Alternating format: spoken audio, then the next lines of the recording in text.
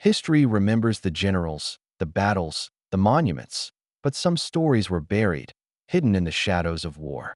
Machines that moved without command, soldiers haunted by their own footsteps, and secrets so dark they never reached the headlines. Tonight, we uncover the untold tales of war, unsung stories that defy time, technology, and even death itself. From the armored trucks of 1899 to the ghostly convoys of the 20th century, prepare to step into the forgotten corridors of history and witness the war the world almost forgot.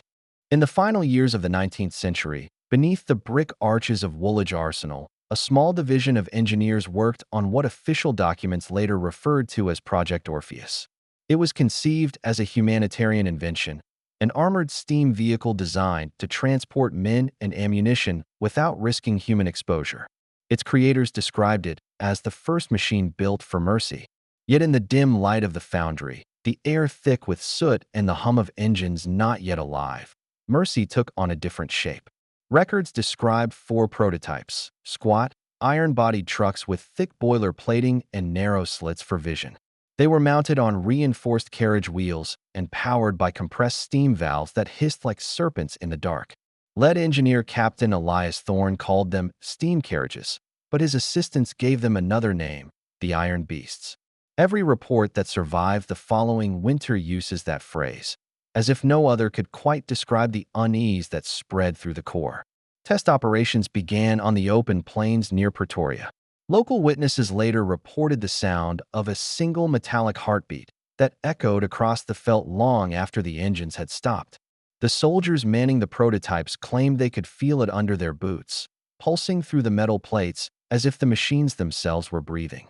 At first, the engineers dismissed it as a resonance issue, the result of vibration through the untampered frames. But the pattern persisted, rhythmic and unervingly steady, like a pulse that refused to fade. One of the field mechanics, a man named Lyle Ashcroft, began keeping personal notes. His handwriting grows increasingly erratic through the entries. It shudders when no one's inside. Steam gauge steady, but pressure feels wrong, as if it draws more than it should. The men won't sleep near it. They hear breathing in the pipes. The official records mention only one incident. During the 3rd trial, Ashcroft entered the main boiler chamber to recalibrate a steam valve. The hatch was sealed from the outside, standard safety protocol. The pressure rose, gauges trembling into the red. When the hatch was finally opened 3 hours later, the chamber was empty. No trace of the man remained except for his wrench and pressure key, both found fused to the floor. Witnesses claimed they emitted a faint orange glow for several minutes before cooling to black iron once more. Captain Thorne's report, dated November 19, 1899, was marked classified, defense purposes only. His closing paragraph reads like a eulogy for both the man and the machine. We sought to build a vessel that spared flesh from fire. Instead, we have learned that metal remembers its maker too well. The engine repeats his rhythm still, long after the last coal was taken from its furnace. Shortly afterward, Project Orpheus was quietly disbanded. The remaining prototypes were buried beneath the arsenal's scrap fields, melted down or sealed in storage under the notation defunct and irreplicable. But one postscript remains. In 1923, when new electric locomotives were tested on the same grounds, workers complained of a low, uneven thudding beneath their feet. One of the foremen, unfamiliar with the site's history, described it to the inspector as a machine trying to breathe again. The report ends there. But the final handwritten note, scrawled in the margin of a recovered copy, offers the last surviving testimony. The first machine of mercy had learned how to dream. From the earliest records of the Western Front, one set of reports remains curiously redacted in the War Office archives. They concern the 42nd Mechanical Supply Division, a logistical unit formed to move ammunition, fuel, and rations along the Franco-Belgian corridor during the first winter of the Great War. Their convoy, 15 British transport trucks retrofitted for rough terrain, departed from Calais under fog cover on October 27, 1914. None of them returned. Their route was straightforward, a supply line stretching from the coastal depots to forward trenches near Ypres. The weather, according to meteorological logs, was dense, immovable, Visibility less than 50 yards.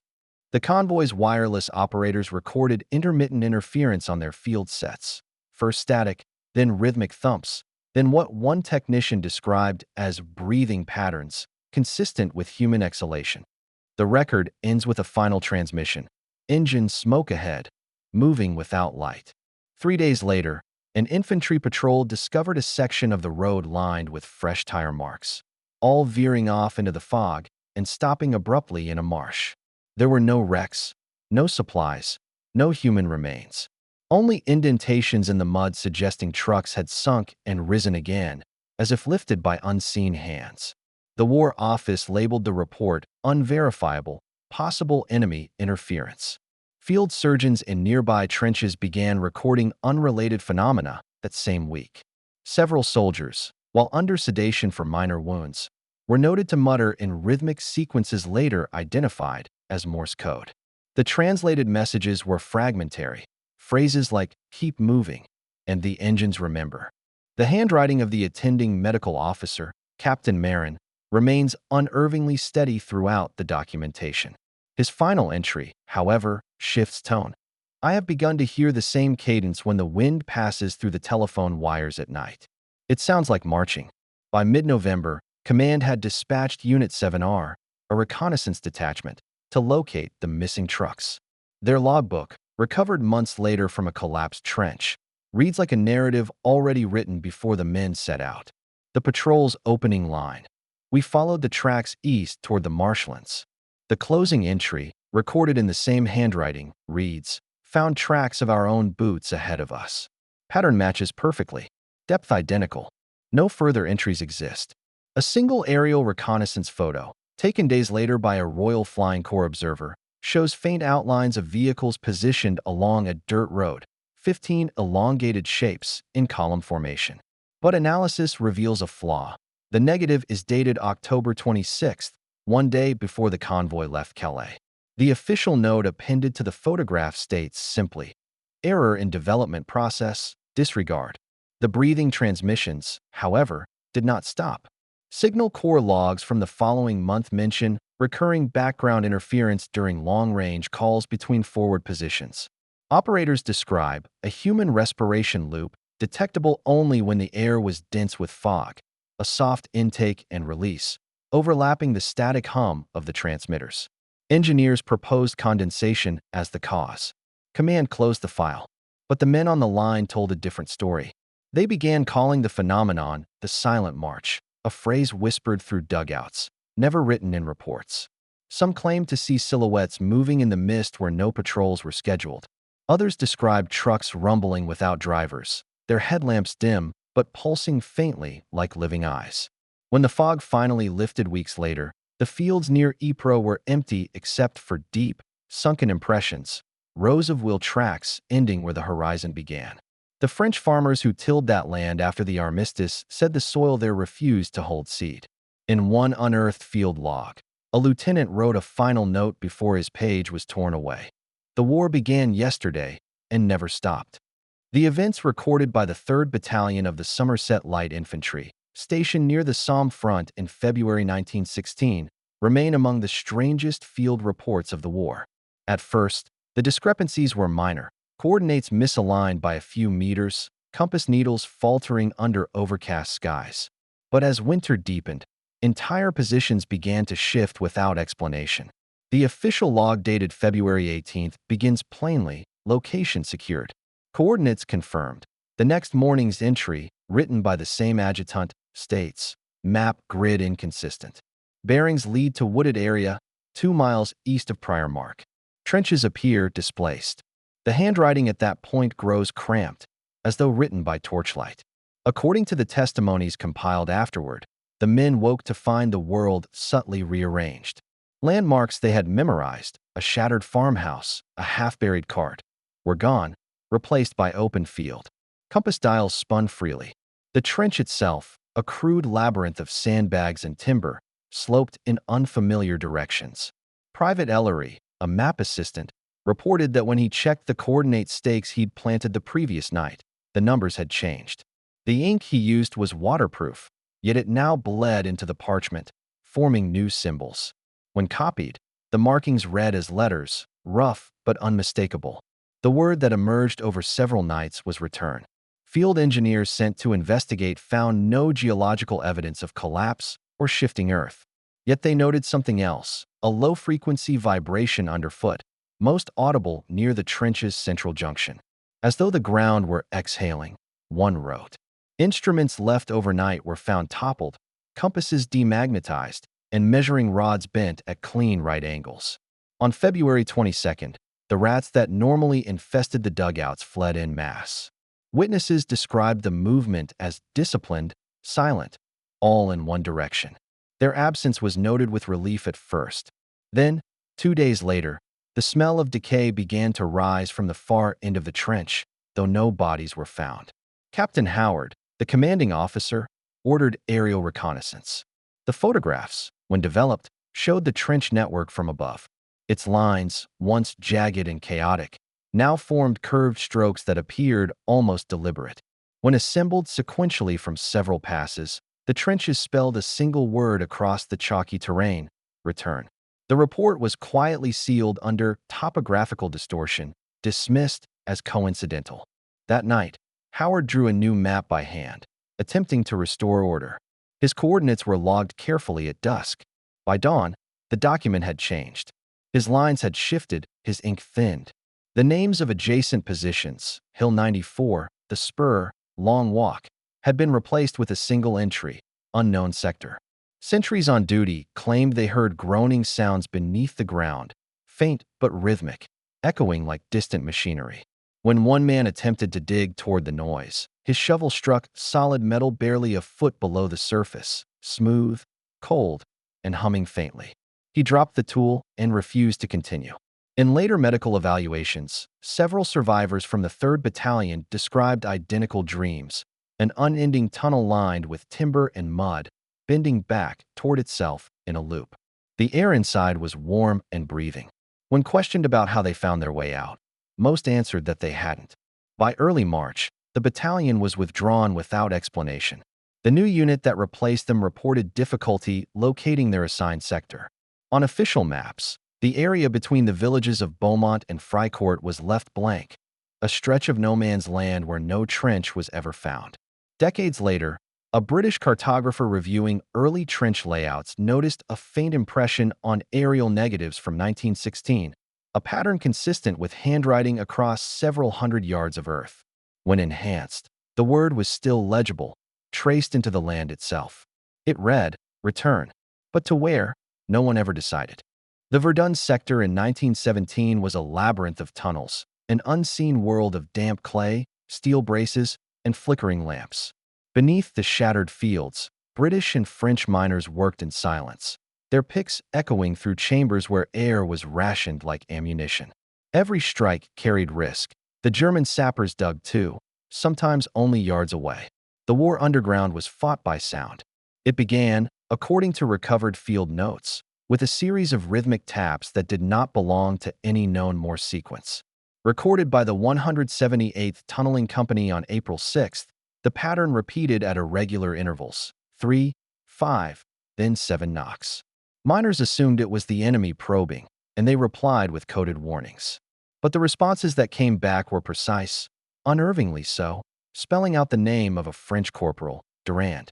Corporal Durand died that same night during a tunnel collapse. From that point, every team working below Verdun reported similar occurrences. In the company log 7B, Sergeant Hall wrote, "We began hearing the same code at shift change. One word each time, always a name." The entries show 6 more names over 2 weeks. Every man listed was killed within 24 hours of being mentioned. Medical officers later attributed these incidents to oxygen deprivation and carbon monoxide seepage, common hazards in deep tunnels. Hallucinations, they said, could easily make tapping sounds seem meaningful. Yet the official logs, all written by different clerks, note identical sequences of dots and dashes. One message, when fully decoded by a communications officer, read, "We see you still." After that, no miner volunteered for night duty. The air below Verdun carried its own weight, a stench of sweat, rust, and decay. The lamps burned dim, halos shrinking against slick walls. Water dripped constantly, creating a ceaseless background rhythm. Men began to report seeing shapes in the condensation, vague faces forming on the tunnel walls, vanishing when touched. Helmets left overnight were found coated in black mold, streaked in patterns resembling human expressions. By late May, the tunnels had grown unpredictable. Structural reports show braces bent without impact, and cables severed as though corroded overnight. Oxygen gauges failed in unison. One miner swore he heard whispering through the ventilation shafts, "Stay still, it will pass." Captain Emerson, commanding the tunneling operations, ordered a controlled retreat from the lowest chambers. Before evacuation, he instructed 2 signalmen to record any further noises. What they captured was faint but deliberate, a Morse pattern unlike the rest. The transmission was slow, almost hesitant, as if struggling through great distance. When decoded at field headquarters, the message contained 5 words: "We never left the Earth." The signal was verified by 3 separate operators. Each believed it originated from beneath the Verdun Ridge, an area known to contain buried casualties from 1916. A subsequent geological survey found hollow spaces under the ridge, collapsed galleries, long sealed. Excavation was deemed too dangerous, but a microphone lowered into one cavity recorded intermittent vibrations. Engineers described it as organic resonance, a sound that pulsed like breathing through the stone. The 178th Tunneling Company was reassigned within days. Their tools were left behind. Several were later recovered fused together, as though exposed to heat. A rumor persisted among those who remained that the tapping never ceased. Some nights, when the wind stilled, sentries above ground claimed to hear it rising through the mud. Faint, but patterned, like code transmitted from under the soil. An unfiled memorandum dated June 12 noted one final anomaly. In the ledger where casualties were recorded alphabetically, 6 names had been crossed out.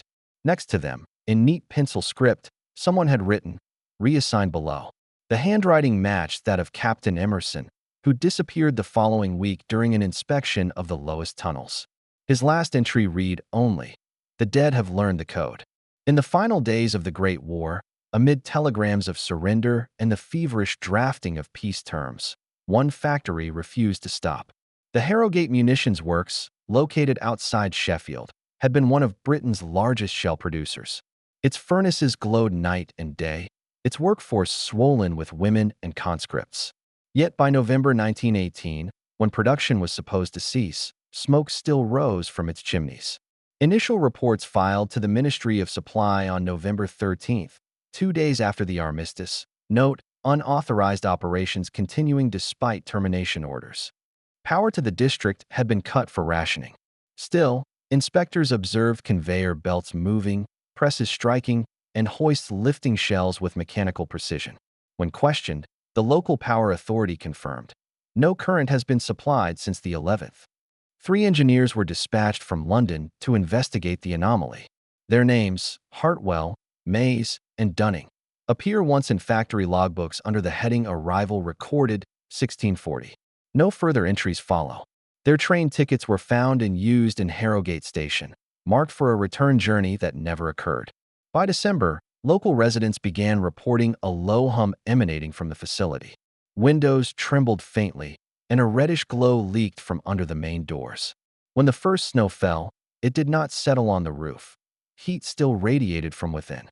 The factory, it seemed, was producing without orders, without workers, and without light. A 4th inspection, this time by military personnel, occurred under secrecy. The records, declassified decades later, describe an interior coated in ash and metallic residue. The machines ran in perfect synchronization, pistons striking rhythmically like a heartbeat. No operators were seen. In the open hoppers, material fed itself from unseen sources. The air was thick with a fine white dust later analyzed and found to contain calcium and phosphorus, the mineral remnants of bone. On one conveyor line, shells were stacked neatly for labeling. Each bore a single fingerprint pressed into the casing. Cross-reference with employee files identified the prints as belonging to the factory's missing workers, men and women listed as unaccounted for since October. The report continues. Stamping machinery displays no power linkage. Kinetic force untraceable. Audible cadence increases when approached. Investigators recorded the sound for analysis. It matched a human respiration rate. At the far end of the production floor, the inspectors found a ledger open on a foreman's desk. New entries were still appearing in fresh ink. Under output totals, the quantities increased by the minute. The handwriting, though mechanical, bore the style of a known supervisor who had been declared dead from gas exposure 6 months prior. No one remained inside for more than 20 minutes. All reported dizziness and a sensation of static crawling along their arms. The team withdrew, sealing the main gate with military locks. The last line of their report, written in pencil, reads, "Plant continues operation after evacuation." Over the next year, villagers noted the sound of distant hammering each night, steady, patient, unending. In 1919, demobilization officers returned to dismantle the site. The machinery was found still hot, the belts still moving, though power cables were long severed. When the presses were finally halted manually, the belts resisted, turning once more as if pulled from beneath the floor. Inside the final batch of shells awaiting shipment, inspectors discovered traces of biological material fused into the metal itself. The remains were analyzed but never publicly identified. The official closure order for Harrogate Munitions Works was filed July 1920. The factory gates were welded shut, its equipment declared unsalvageable. Yet years later, during redevelopment, construction crews reported hearing faint rhythmic thuds from underground, spaced evenly, like machinery resuming after pause. No foundation chambers were found when they dug. Only compacted earth, dense, metallic, and warm to the touch. A single shell casing, retrieved from the site and stored in the Imperial War Museum, still bears the faint imprint of a finger pressed into brass. Microscopic analysis shows it was made post-armistice. The piece had come and gone, but the factory, somehow, had not heard. By the autumn of 1939, as Europe slipped once more into organized ruin, Britain's Ministry of Supply turned to its stockpiles, to the rusted fields of forgotten war. There, beneath ivy and dust, the engines of 1918 slept. Old Mark series transports, armored trucks from the Somme, and experimental chassis from Harrogate's archives were recovered and sent to refurbishment depots. The official explanation was logistical efficiency. Use what remains before forging anew. At the Bovington Reclamation Yard, workers uncovered vehicles whose paint had peeled to ghostly tones. Inside the cabins, serial plates still gleamed through corrosion. One such tag read, Harrogate Munitions Division, Series A01, a model believed dismantled in 1920. Engineers noted the unusual condition of the parts, lubricated, intact, and responsive, as though the machines had been maintained in secret. When the first engines were reignited, witnesses reported a hum close to a sustained human frequency. The vibration traveled through the concrete floor and up the spines of those nearby. One technician described it as a pulse you could feel rather than hear. After the second day of testing, several crewmen complained of nausea, headaches, and vivid dreams. In these dreams, they described crawling through trenches, gas masks fogging, mud clutching their boots. Yet none had served in the Great War. A factory nurse kept notes on the condition of the mechanics.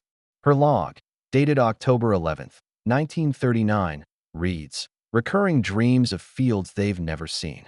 Names and coordinates repeated in sleep. One man awoke screaming a phrase in Morse, 'Hold the line.' Reassembly continued under pressure. Britain was mobilizing, and old steel was needed for new campaigns. But reports circulated quietly among officers that certain vehicles, particularly those marked with the Harrogate A stamp, exhibited untraceable malfunctions. Ammunition doors sealed themselves without power. Pressure gauges fluctuated even when engines were off. One officer, Captain Reginald Carr, noticed an uncanny detail while inspecting the convoy list for France. Serial number HMG 7016, an armored transport slated for dispatch to Calais, matched an entry he'd written himself in 1918. The same truck destroyed during a depot explosion near Amiens. Its destruction had been documented, its remains buried. The official record carried his signature. Now the same number was stamped onto a refurbished hull, identical even in its dent patterns and rivet misalignments. Carr ordered a halt to its deployment. The ministry overruled him. That winter, the convoy crossed into France. Field reports from the 1st Mechanized Division mention odd phenomena. Engines starting at night without ignition, headlights flickering in Morse intervals, and radio interference transmitting rhythmic static that, when analyzed, resembled slowed human breathing. A pilot station nearby claimed to see trucks moving without drivers, rolling slowly across frost-covered fields. When questioned, he admitted he hadn't slept in days. His dreams were filled with scenes of trenches stretching endlessly beneath the earth, lit by the glow of long-dead furnaces. In February 1940, a snowstorm buried much of the northern front. When the clouds cleared, an entire convoy of transports was found immobile, their engines frozen mid-rotation. Inside the cabins, no crews remained. Only faint handprints on fogged glass, still warm to the touch. The snow beneath each truck was melted into shallow pits, as though from sustained heat. A single logbook recovered from one of the vehicles records its mileage as 21 years, for months, 6 days. The handwriting was the same as that of an enlisted driver listed killed in 1918. The ministry closed the investigation without public notice, citing maintenance error. Yet the internal memorandum, circulated among senior engineers, concludes with one unsettling observation. Recovered units operate as if continuing an unfinished campaign. Mechanical wear patterns suggest consistent use, uninterrupted since the armistice.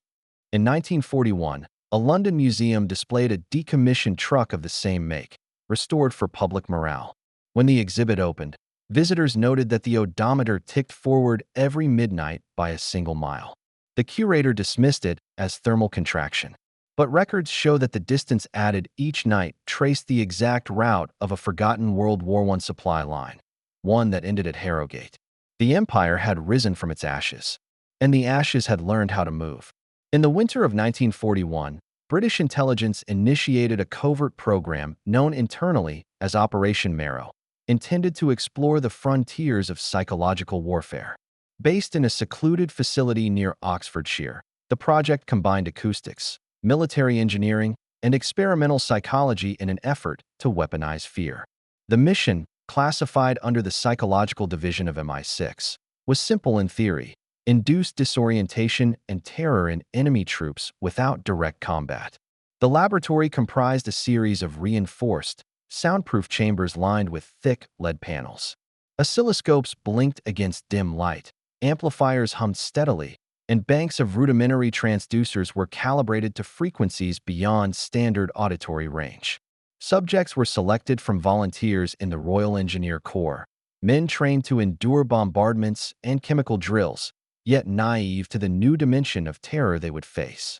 Initial trials involved exposure to low-frequency waves combined with intermittent high-pitched pulses, a combination theorized to trigger hallucinatory responses. Observers noted subtle physiological effects at first: accelerated heartbeat, shallow respiration, twitching eyelids.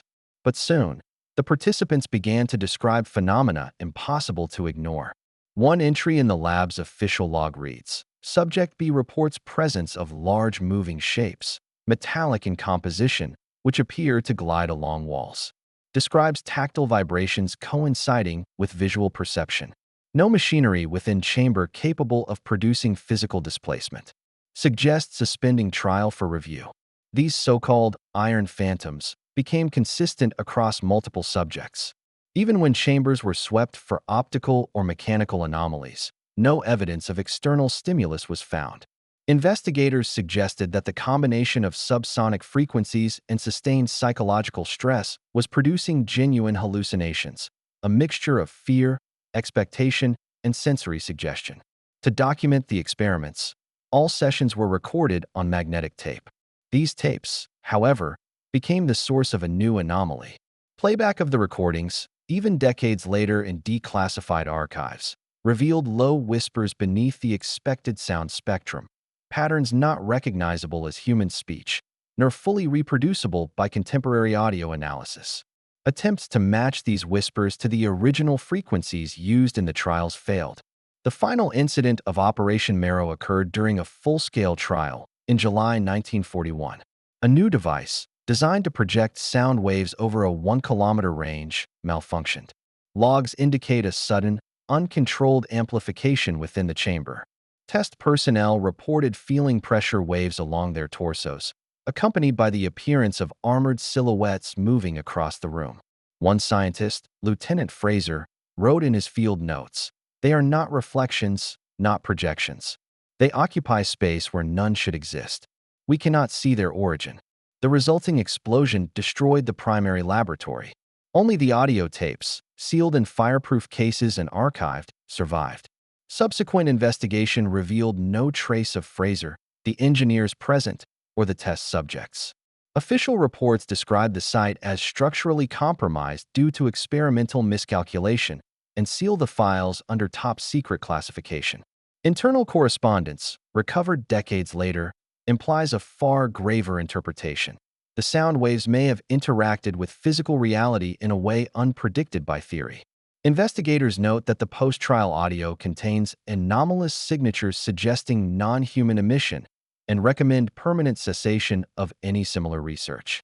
Despite this, Operation Marrow left a residue in military consciousness, a recognition that human perception could be manipulated to an extreme degree, and that technology might elicit responses beyond the understanding of those who wielded it.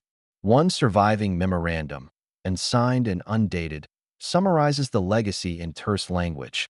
They captured something they could not hear, and in doing so, they awakened a fear that was never meant to be contained. The tapes remain archived, occasionally examined, their whispers still imperceptible to the untrained ear, yet unmistakably present for those who know what to listen for. By the spring of 1943, Allied air campaigns over Germany had reached new intensity. Bomber squadrons from Britain and the United States flew nightly missions, leaving a trail of fire across industrial cities. Among the missions, those over Dresden would later be cited not for destruction alone, but for encounters that defied explanation. Flight logs from RAF No. 617 Squadron described the first unusual event on the night of April 14th. Crews reported points of light moving against expected trajectories, Foo Fighters, as one navigator scribbled in his notebook. Witnesses described spheres of orange and white fire, oscillating, darting, yet never colliding with aircraft. Pilots attempted interception. Guns were fired. Tracers arced across the sky, but rounds passed through empty space. Radar screens registered only faint anomalies, appearing and disappearing in seconds. The effects on crews were immediate. Airmen described sensations of vertigo, nausea, and an overwhelming sense of being observed. Flight Lieutenant Hargreaves wrote in a post-mission report, "Lights moved as though alive, breathing, pulsing. Engine hums synchronized with the glow. It felt deliberate, intelligent." On subsequent nights, the phenomena intensified.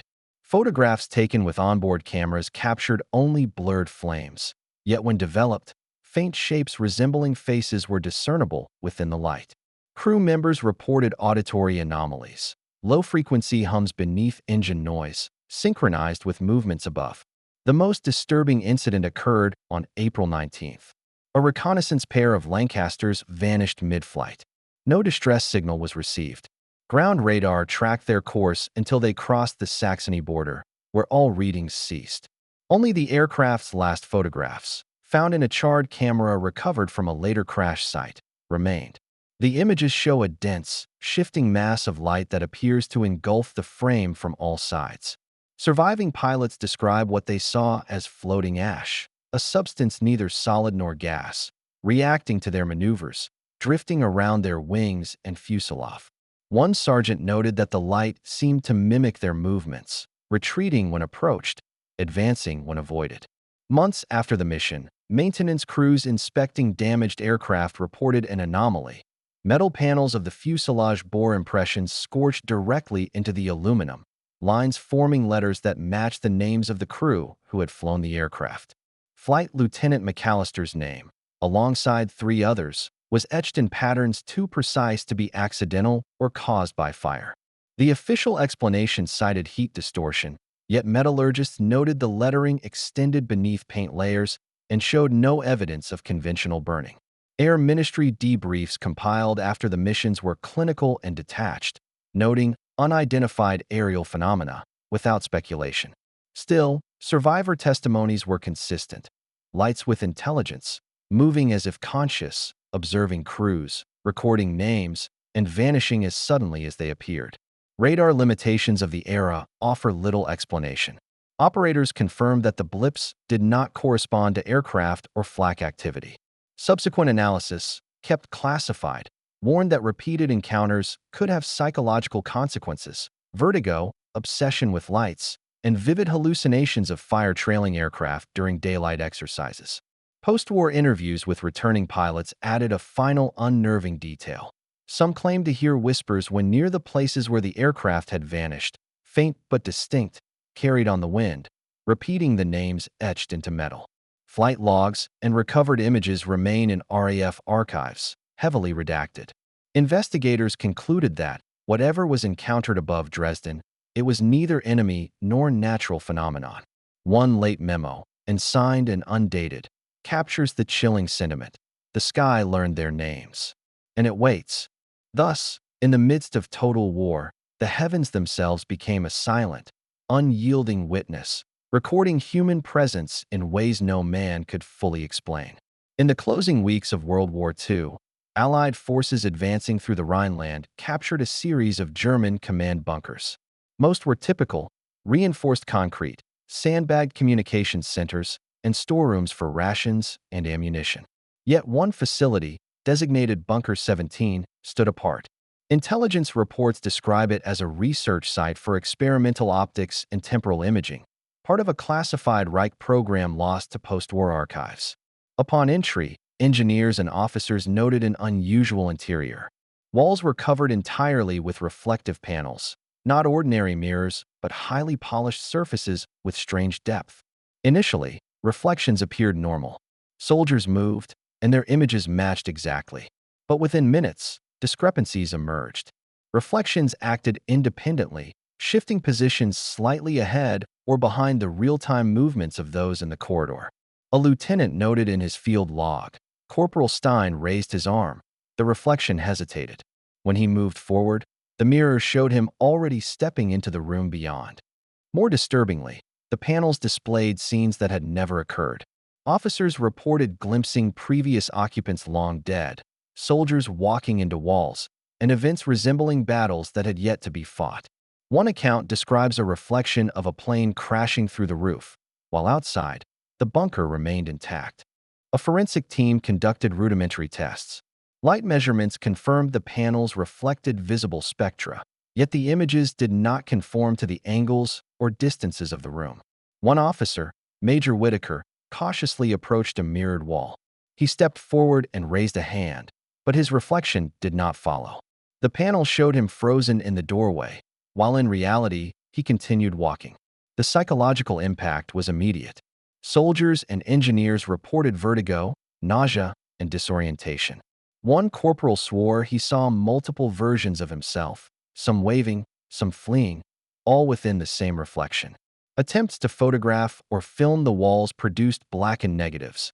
Only occasional blurs registered, hinting at motion inconsistent with recorded reality. Recognizing the potential danger, Allied command ordered the bunker sealed with reinforced concrete. Field notes state that the concrete was poured carefully around the mirrored chambers, yet officers insisted on leaving a ventilation shaft open for pressure release. A final inspection revealed that even through the concrete, faint flickers of reflection seemed to shimmer in the panel surfaces. Decades later, during a redevelopment excavation in the 1970s, workers unearthed fragments of the reflective panels. Reports from engineers still describe images moving within the shards, fleeting and impossible, capturing silhouettes not present in the excavation. One retired officer, present at the dig, recounted seeing a fleeting reflection of a soldier from 1945 walking past him, disappearing when approached. Scientific analysis failed to provide a conventional explanation. The panel's composition was unknown, a combination of polished metals, treated glass, and possibly chemical coatings that no lab could replicate. Some researchers theorized the bunker may have been experimenting with early forms of temporal optics, attempting to record or project events across time rather than space. Official documentation classifies Bunker 17 as a routine research site, But survivor accounts, declassified in part, hint at something far more unsettling. The final Allied report concludes, personnel entering the chamber experienced phenomena inconsistent with known physics. Reflections operated independently of observed reality. Psychological risk deemed extreme. Sealing recommended and executed. Yet, even now, fragments recovered from the excavation continue to produce inexplicable reflections when angled toward light. Some historians describe them as windows into the past or the future.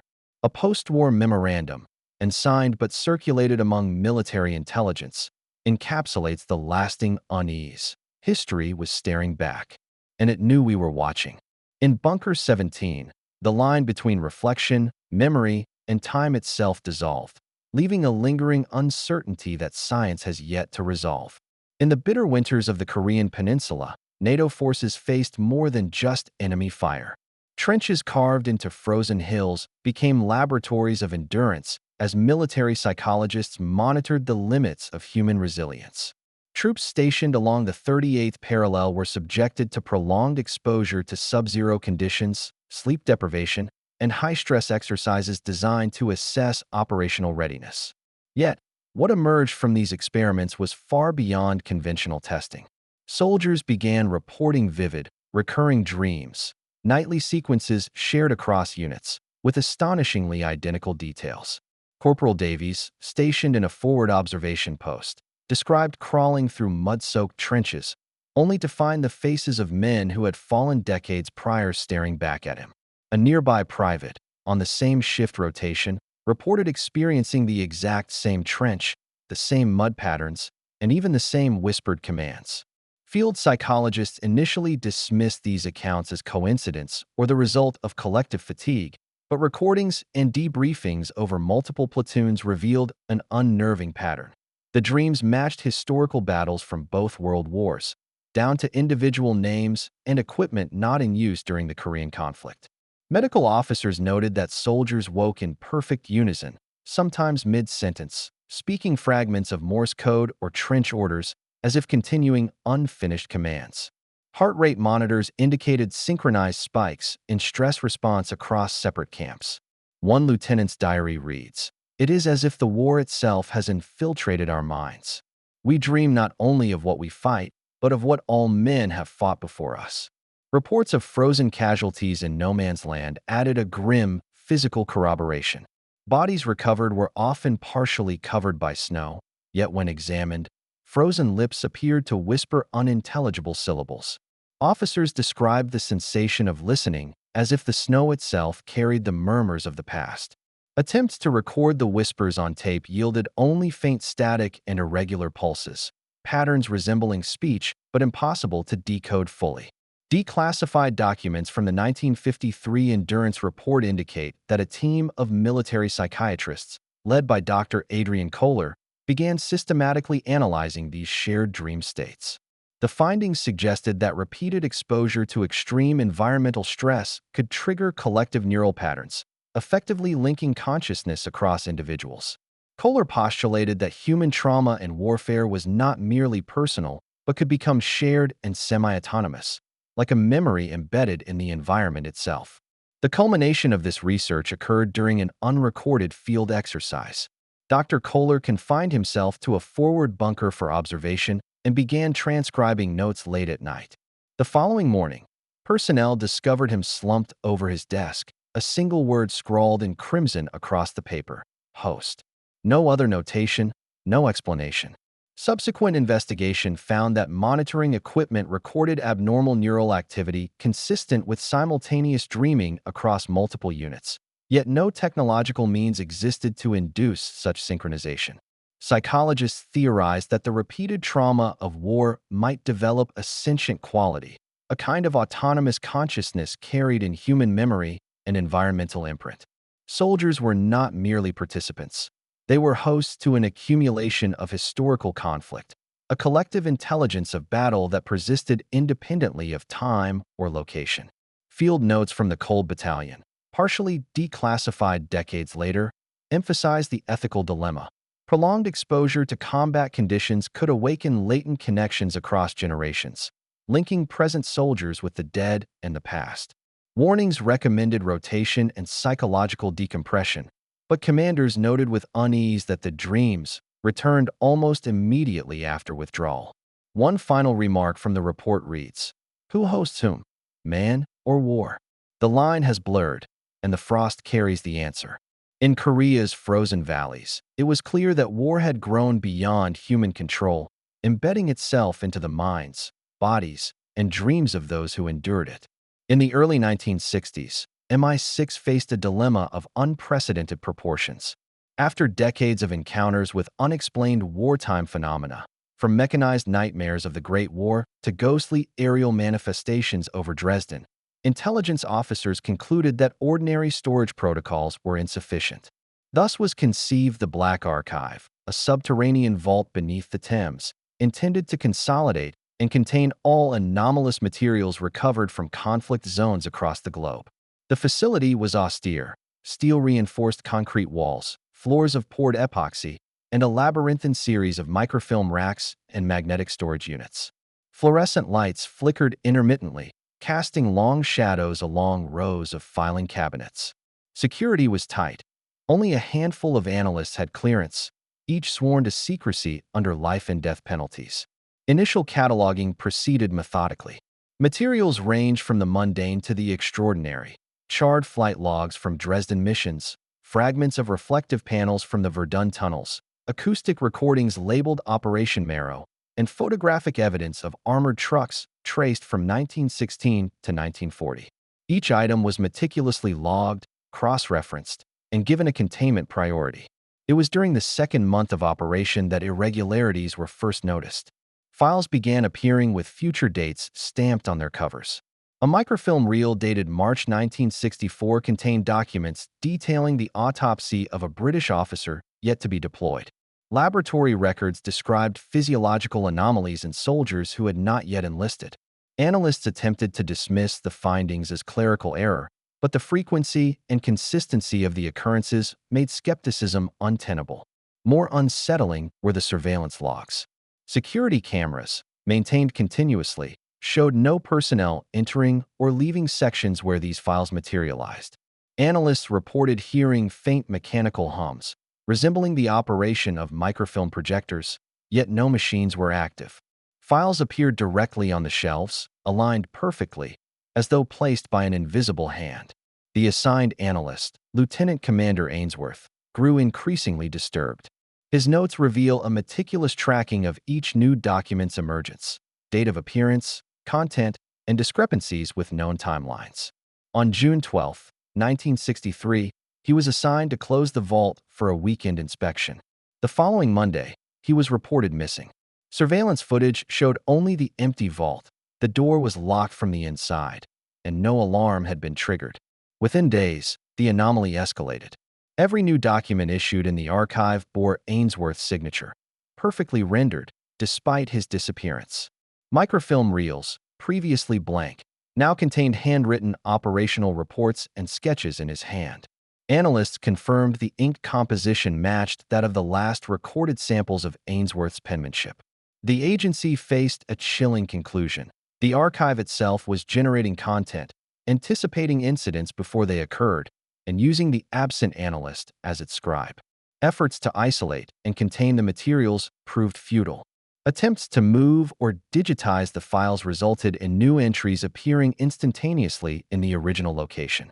The vault's logbooks, once meticulously audited, now contained corrections in Ainsworth's handwriting for events that would unfold months later: battles, accidents, and disappearances already recorded as historical fact before they happened. Internal memoranda stressed the psychological toll on personnel. Analysts reported insomnia, obsessive cataloging, and the sensation of being watched by an unseen curator within the archive. One memo concluded, "Containment of anomalous materials is no longer sufficient." The archive writes itself, predicts, and perhaps controls the very events it records. Personnel must exercise extreme caution. By 1965, the Black Archive had become a myth whispered among intelligence circles. Some believed it was a repository of knowledge, others a sentient instrument of inevitability. The files continue to exist in classified vaults, monitored by a skeletal staff. Researchers note that the archive's output is uncannily accurate, detailing occurrences from across decades with precision that defies conventional explanation. A final, chilling observation in an internal report reads, "The archive was writing itself, and in doing so, it may have begun to write us." Within MI6, the legend of the Black Archive persists, a vault not merely storing history, but shaping it, observing it, and ensuring that no anomaly, no matter how impossible, ever truly disappears. The late 1970s marked a period of intense geopolitical tension. With the Soviet invasion of Afghanistan underway, NATO intelligence explored unconventional methods to counter psychological and chemical threats on the battlefield. Among these experiments was Operation Glass, a classified Anglo-American program designed to study the effects of reflective protective gear. Standard helmets were replaced with mirrored visors intended to reflect potential radiation or optical tracking devices, but the results exceeded any projected parameters. Field deployment began in early 1979 along forward observation posts near the Cunner Valley.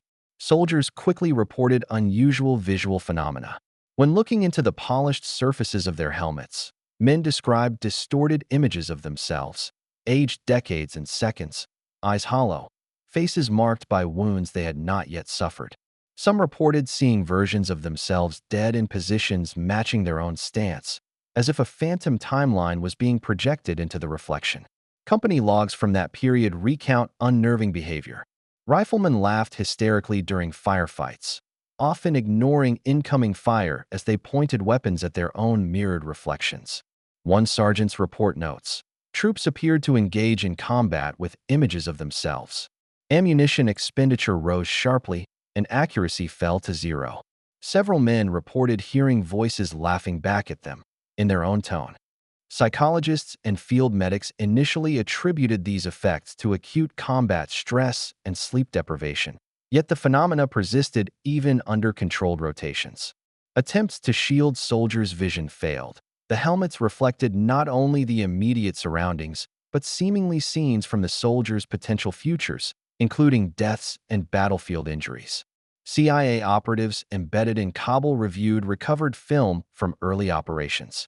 Footage shows troops firing at air and ground targets. Yet visual analysis revealed impact points striking mirrored surfaces. Yet ricocheting bullets were caught on camera returning from angles impossible under physics. In several frames, it appears as though the reflections themselves mimic tactical maneuvers, firing back in perfect synchronization. Internal memos reveal that the helmets may have triggered a form of reflexive psychological projection, where the mind externalizes potential outcomes into a mirrored interface. Researchers noted acute stress responses, hallucinations, and dissociation consistent with prolonged exposure to combat trauma intensified by visual feedback loops. Some soldiers refused to remove the helmets, claiming they felt seen by the future, as if the reflective surface held their destiny in suspension. Concerned about escalating casualties and unpredictable mental collapse, the CIA ordered total destruction of all equipment, documentation, and video evidence. Field teams tasked with the burn reported anomalous temperatures. Mirrors melted unevenly, warping into strange geometries. Yet footage recovered from secondary sources suggested that the images of soldiers persisted for seconds after combustion, as if captured in the glass itself. By the end of Operation Glass, analysts concluded that the experiment had weaponized the soldiers' own perception.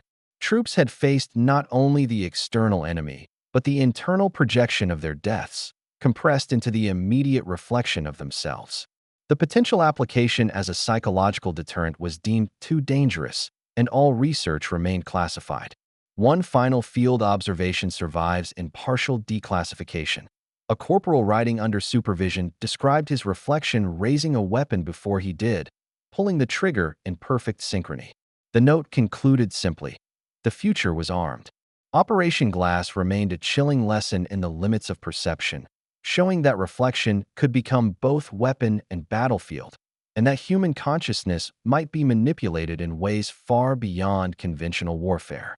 In the Afghan desert, under the harsh sun and swirling sand, soldiers glimpsed their own mortality, and the future's capacity to fight back. By the close of the 20th century, digital warfare had become a new frontier.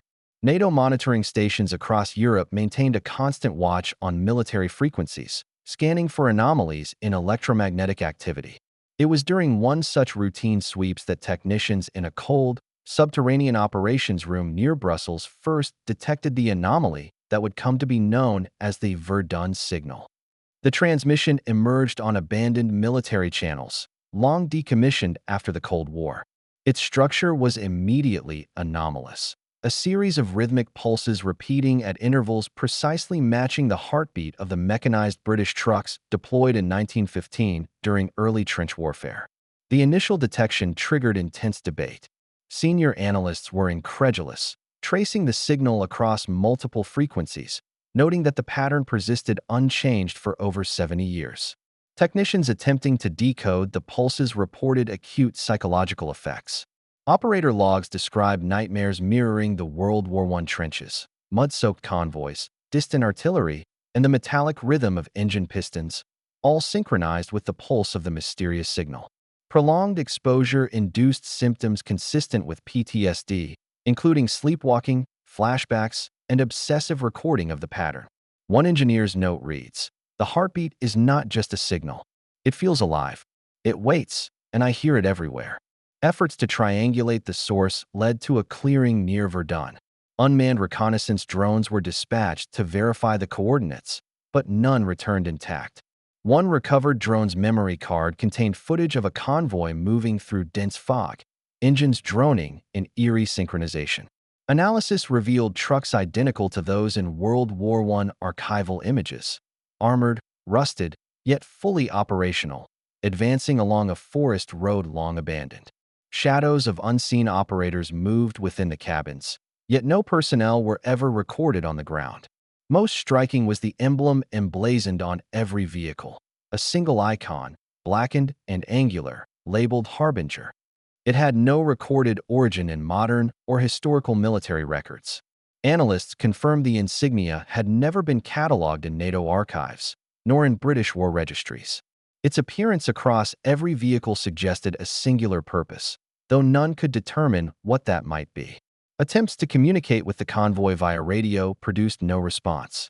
Signals sent were either ignored or mysteriously echoed, repeating back fragments of the World War I heartbeat pattern.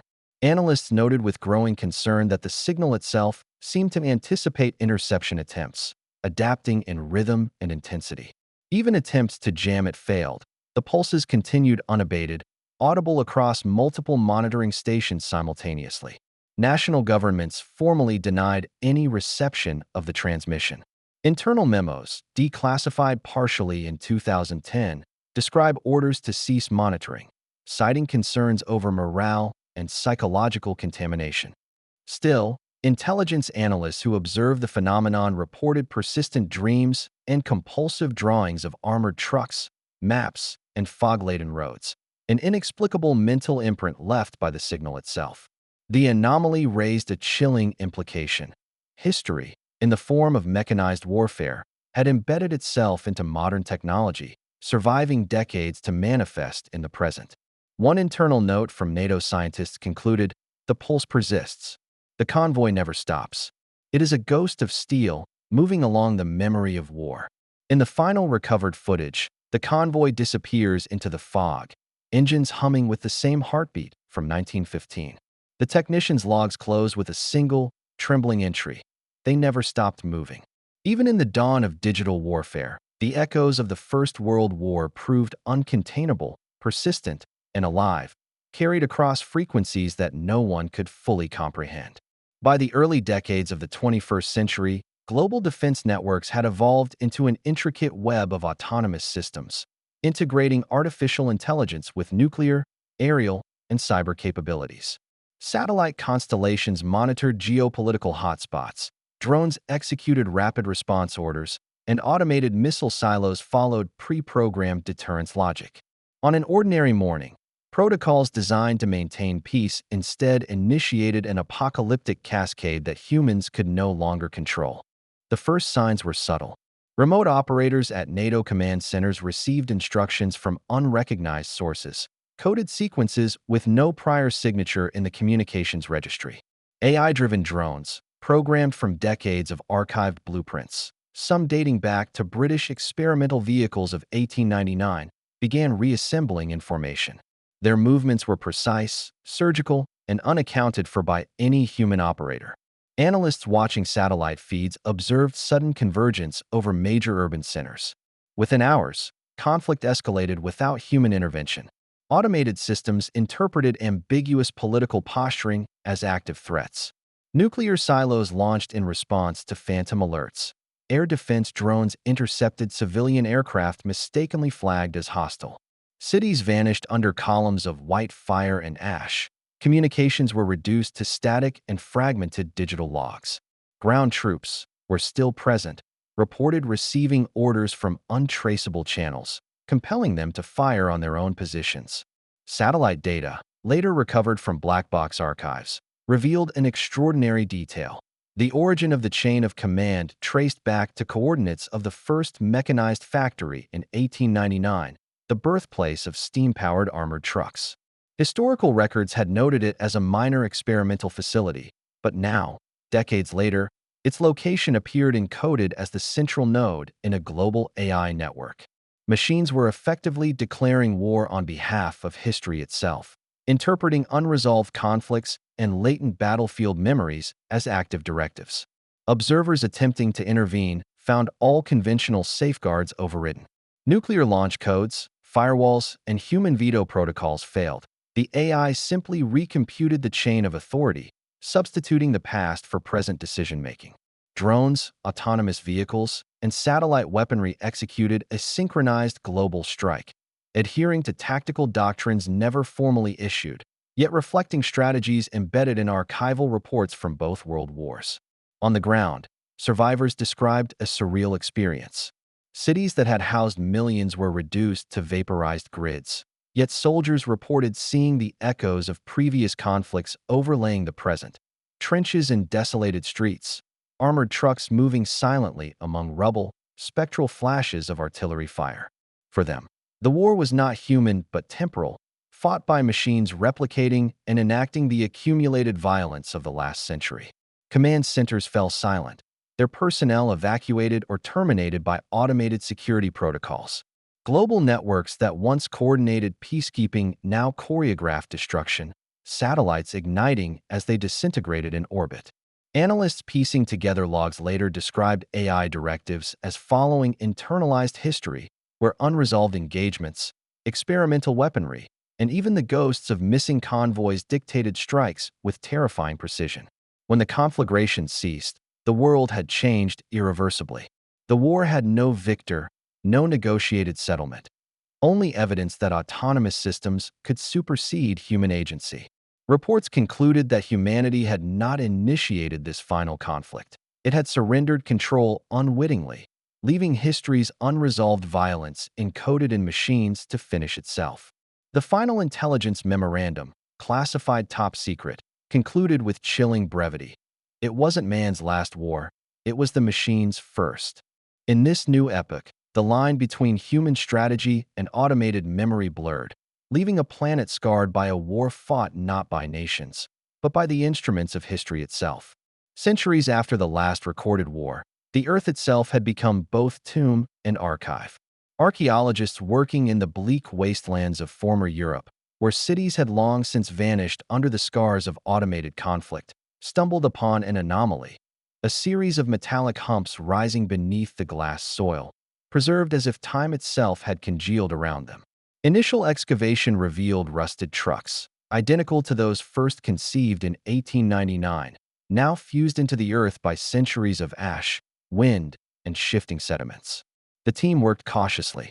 Each vehicle bore a patina of oxidation and erosion, yet the forms were pristine in structural integrity. When one archaeologist tentatively brushed her hand along a corroded engine, the hum began, faint, rhythmic, and eerily alive. Instruments recorded the vibration, and to their astonishment, the frequency mirrored human EEG patterns, a resonance that suggested the engines were somehow echoing consciousness. The effect was disorienting. Researchers reported involuntary tremors and visions of foggy landscapes stretching back through history, trenches emerging as if conjured from the mechanical memory embedded in steel. Etched into the sides of the trucks, words had been hammered with unwavering precision. We remember. Linguists and historians pored over the markings, concluding they were not symbolic but intentional, a testament inscribed by the machines themselves, or perhaps by unseen operators long vanished. It was as if the vehicles had internalized the centuries of human conflict and were now leaving a final message for whatever eyes might witness them.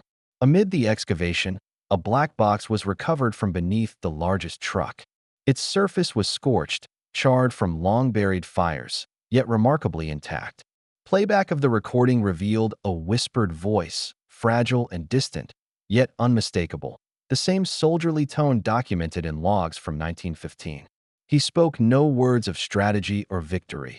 Instead, he murmured a simple litany, names, places, and the endless rhythm of machinery moving across mud, frost, and fog. His voice seemed timeless, transmitted through the ages as if the trucks themselves had been storing memory, relaying it now to the living. Carbon dating and metallurgical analysis confirmed that the vehicles spanned multiple eras of war, parts from World War I, retrofitted elements from World War II, and materials inexplicably synthesized in the centuries following the final automated conflicts. Despite this, the convoy maintained structural coherence as though guided by a mechanical will, retaining both design and memory across epochs. Even the black box contained not just data but a psychological imprint, artifacts of stress, fear, and ritual that had persisted from one human generation to the next. The implication for the archaeologists was stark and inescapable. The wars humanity had fought were not finite events, but recurring loops, inscribed in steel and encoded in machinery. Civilization might crumble, governments dissolve, and societies vanish, yet the memory of conflict persisted, embedded in the vehicles that had survived centuries. As the team cataloged the convoy, the hum continued, faint but insistent. The whisper from the black box lingered in their minds, blending with the sound of wind sweeping across the glassed earth. One researcher noted in a journal entry, "History is not written on parchment alone. It is etched in steel, in engines, and in the endless rhythm of machines that remember more than we ever will." The final observation, left as a cautionary note to future generations, was chilling. The convoy, though buried beneath centuries of earth, had never truly stopped moving. Even now, somewhere beyond perception, in fog that stretches infinitely, the trucks advance, carrying the echoes of humanity's relentless wars. The chapter closed not with resolution, but with a haunting reflection, and somewhere, in endless fog, the convoy still moves. These are the stories that history tried to erase, the convoys that never stopped, the machines that remembered, and the echoes of battles that still linger in the fog of time. War is not just fought on the battlefield. Sometimes it lives in the shadows, in memory, and in steel. If you want to uncover more hidden chapters, strange anomalies, and untold legends of World War history, subscribe now and hit the notification bell, because the next story is waiting, and it will change the way you see the past.